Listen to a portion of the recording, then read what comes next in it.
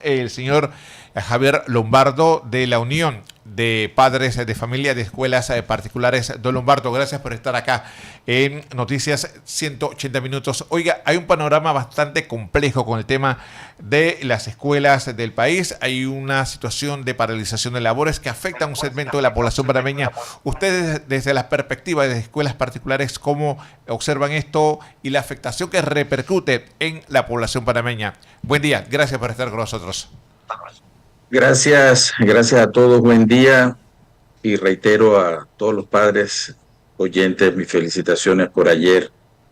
Mira, lastimosamente sí, es como bien lo dices, preocupante, toda vez que pareciese todavía que en el sistema educativo y por la coyuntura que hay del paro en el sector oficial, pareciera que estamos en un callejón sin salida donde nadie cede nada, ¿no? Donde nadie cede nada.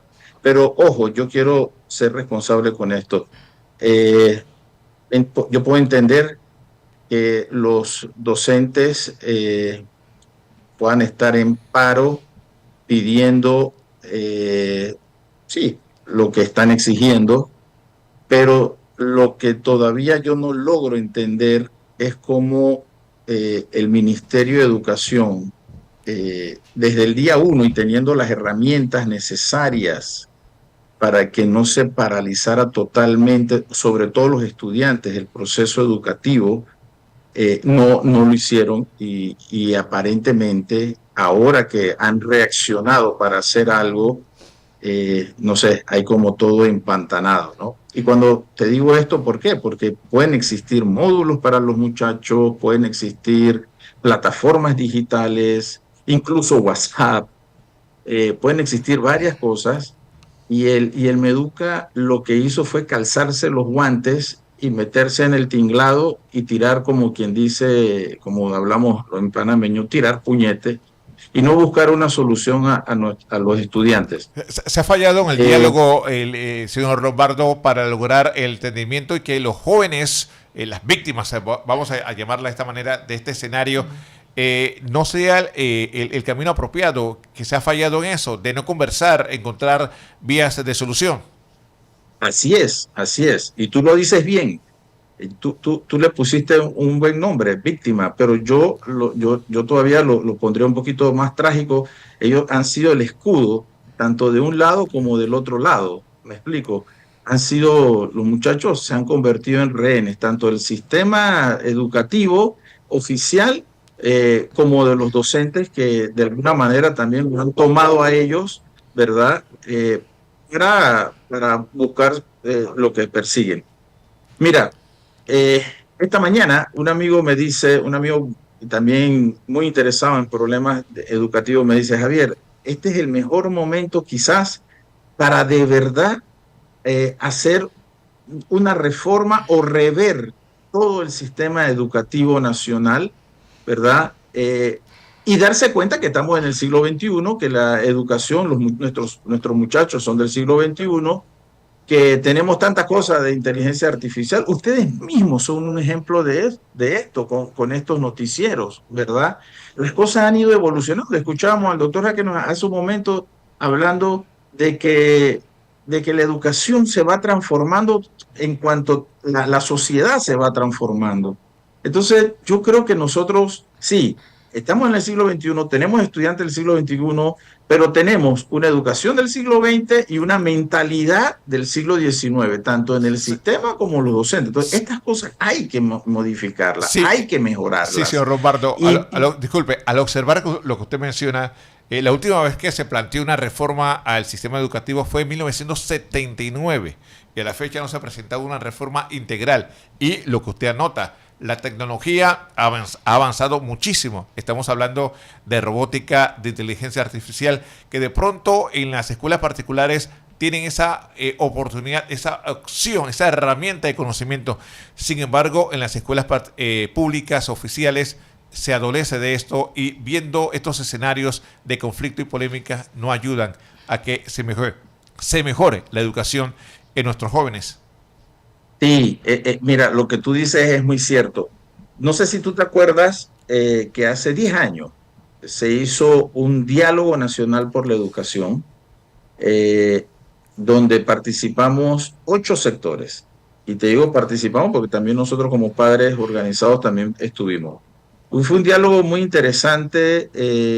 Estuvieron los docentes, estuvieron los dueños de escuela, estuvieron las universidades, estuvo la sociedad civil, el gobierno. eh, Se hizo un documento, se elaboró una plataforma, por decirlo así, para darle seguimiento, que es el COPEME, pero fue una cosa totalmente, un trabajo tan lindo, tan bonito, y fue totalmente diluido. ¿Pero por qué diluido? Porque la burocracia estatal en su momento así lo quiso. Eh, y es lo que nosotros no entendemos. O sea, ¿por qué se hacen todo este tipo de cosas para mejorar la educación, para llevarla adelante, pero después hay como si fuese una fuerza oculta que no quiere que, sobre todo, la educación oficial fluya? Mira, yo te hablo desde la perspectiva de nosotros de colegios particulares y como tú bien dices, todos estos avances que hay. Y yo digo, ¿por qué las escuelas oficiales no? Si las escuelas oficiales tienen más recursos que las escuelas particulares. Sí. Mira, increíble. Ellos tienen algo que se llama, y ustedes lo saben, se llama FESE. El FESE es justamente un dinero que se les da a cada escuela por estudiante para resolver los problemas puntuales que tenga esa escuela en infraestructura y en otras cosas. Y muchos de estos FESE ni siquiera se ejecutan durante todo un año. Entonces yo no entiendo el por qué. Señor Yo, Lombardo, yo, es yo, que la situación es que muchos directores, de acuerdo a lo que conocemos, no tienen el manejo y tienen miedo de complicarse en supuestas anomalías que puedan surgir exacto. más adelante. Pero ¿por qué debe haber anomalía? ¿Por qué tenemos que partir de algo negativo? ¿Por qué no podemos partir de algo positivo? ¿Por qué no podemos partir de una cultura de la confianza? Siempre tenemos que partir de una cultura del juega vivo. Eso nosotros tenemos que romper con eso. Y si nosotros no rompemos con eso, vamos a tener lo que tenemos en este momento. Vamos a seguir teniendo eso. Y es lo que no queremos. Mira, yo soy partidario de que no, la brecha, que siempre se dice, que es una cosa que a mí no me gusta mencionar así, pero la brecha existente entre los colegios particulares y los colegios oficiales, esa brecha debe estar cada vez más unida. O sea, no debe haber un hueco, sino que se debe tender, se debe tender, se debe tender a que sea una sola cosa. La educación en Panamá es la Constitución te lo dice, es pública. O sea, toda la educación es pública. Entonces, hagamos de verdad algo como lo hacen los grandes países desarrollados, que de verdad su educación es pública, y aquel que quiere ir a una institución privada, para que su hijo se forme, bueno, sea una opción porque tú lo quisiste, Sí, pero no una necesidad como es ahorita mismo. sí, Entonces, ese es el punto. sí, señor Lombardo. Por ejemplo, y usted aborda algo muy importante. Por ejemplo, este sistema lo vemos en Finlandia, lo vemos en países como Canadá y algunos países de Europa, donde la educación realmente es pública y la opción de ir a una particular ya es dependiendo de los padres de familia, una alternativa que ellos quieren utilizar. Pero el sistema público debería ser buenísimo. Pero aquí comparamos la escuela particular versus las escuelas oficiales y hay buenos docentes en las escuelas oficiales, pero el tema de herramienta, el tema de que no se interrumpa el sistema educativo, esto no procede y ahí es donde se va la ventaja de los estudiantes que se forman en escuelas particulares versus a los jóvenes que reciben clases en escuelas oficiales. Es una situación que requiere entendimiento, requiere diálogo. Usted dice, elaboramos un documento pero no se toma en cuenta. Requerimos entonces una política de Estado y una reforma integral que realmente allane el camino y permita establecer políticas visionarias a corto, mediano y largo plazo. ¿Ese sería el escenario, señor Lombardo? Así mismo es, así mismo es. Mira, ayer un, yo escuchaba un empresario, eh, que decía que el sistema educativo tenía que salir de alguna manera de la esfera política gubernamental y que tendríamos que nosotros pensar en un plan a largo plazo, 25 años. Mira, y es verdad, no está tan alejado de lo que nosotros hemos planteado y de lo que se planteó justamente en aquel diálogo por la educación. No como por ejemplo algunos otros que han dicho que la educación hay que privatizarla toda, ¿no? Había otro que dijo eso. El, el astronauta panameño dijo hace unos días atrás eso, ¿no? Que la educación había que privatizarla toda. Yo digo, pero yo creo que este señor no ha entendido por dónde va el asunto, ¿no? Yo entiendo que lo haya dicho porque se deja llevar por el calor, ¿verdad?, de lo que estamos viviendo y de la frustración que podemos sentir. Pero es que por ahí no va el camino, ¿verdad? Tú lo acabaste de decir bien. Si existe una educación pública, pero ojo, pública no quiere decir escuelas oficiales, sino el sistema mismo público a nivel de constitución, a nivel de normas, ¿verdad? Que nos indiquen bien el camino a seguir, entonces nosotros podemos hablar de otros temas. Pero lo que te quiero decir, y con esto quiero resumírtelo, es que nuestro sistema educativo, el señor presidente lo dijo claro la vez pasada, y a pesar de que no estoy de acuerdo con muchos de sus planteamientos, él dijo que está en un caos. Pero para mí es verdad, está en un caos, pero está en un caos porque todos de alguna manera los que participamos en estas discusiones educativas y que nos interesamos en estos temas educativos, no hemos hecho lo suficientemente, ¿verdad?, para que este caos se vaya convirtiendo en una orden, en una armonía.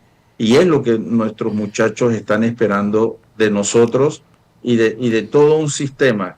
Y quiero responsabilizar primero al Meduca. El Meduca es el ente rector de la educación en Panamá. El Meduca es el que debe ser el ejemplo, debe estar allí en primera línea, no para, como decimos en panameño, no que tú vas a ponerte a rofear, por lo menos en este momento, a los profesores que están en paro. No, ese no es tu labor. Tu labor es venir, llamar, buscar la paz, buscar la armonía y decir, bueno, vamos a discutir qué pasa, cómo podemos resolver esta cosa. Pero no lo que nosotros hemos visto lastimosamente, ¿verdad? Y después, todos los demás sectores, buscar esa armonía que necesitamos en el sistema, esa paz social que necesitan nuestros muchachos para poder desarrollar. Mira, nuestros muchachos son magníficos, son fabulosos, tienen unas ideas que ellos mismos después nos van diciendo, agarren por aquí, vamos por acá. Ellos mismos nos están diciendo, necesitamos que nos den necesitamos que nos den esta oportunidad para nosotros descollar. Y en todos los sentidos del saber. Lo escuchaba decir, nuestra autoridad educativa debe.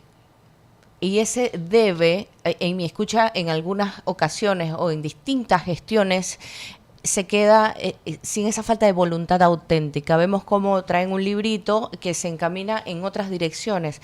Ahora, ¿quién toma la batuta ante ese deber de la autoridad competente que no ocurre y quedamos el resto de la población esperando que haya una revolución de esa educación que tanto merecemos?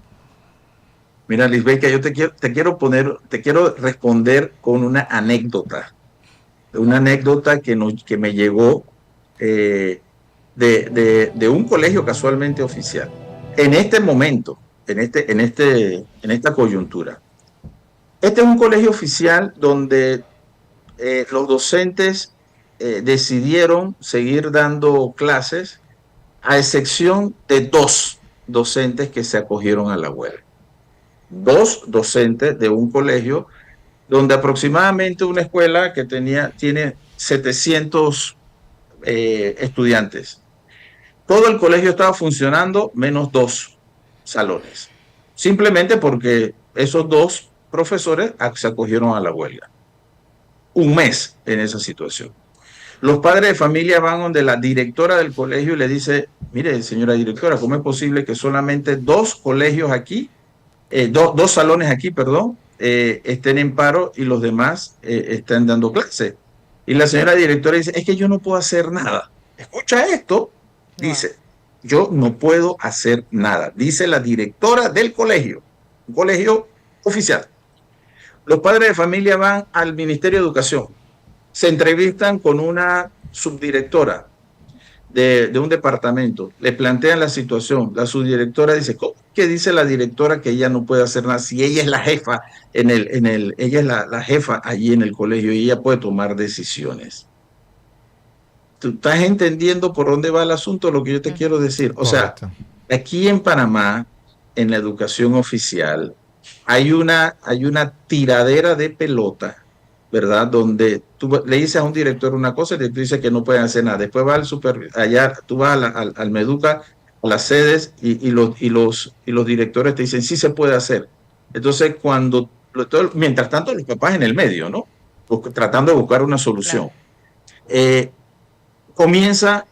Se busca una solución, se encontró que había una docente que podía suplir, comienzan los niños a dar clases. Ahora la preocupación, escucha esto es un absurdo, la preocupación de los padres de familia y de los estudiantes es que se comenzó a dar clases, ¿no? 2 semanitas de clases se dieron, ahora hay un receso, ¿verdad? Bueno, se hicieron todos los exámenes y toda la situación.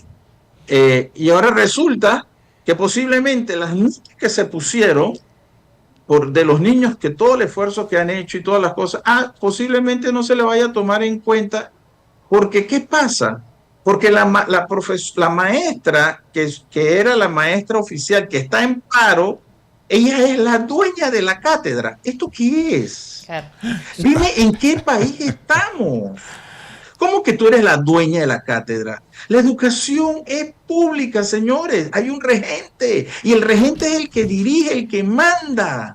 Entonces, ¿cómo es que un profesor se abroga el derecho de que, no, porque yo soy el dueño de la cátedra, yo no acepto ninguna otra nota? Entonces uno dice, el Meduca tiene direcciones, tiene ministra, tiene viceministros, tiene direcciones, tiene supervisores, tiene subdirecciones. Y estas cosas pasan. Entonces, la burocracia que existe es tal que nos ahoga. Ellos mismos ahogan el sistema. Por eso yo te digo que los responsables son el Meduca. Sí, señor Ellos Lombardo. mismos ahogan un sistema. Sí, señor Lombardo, para finalizar, le consulto.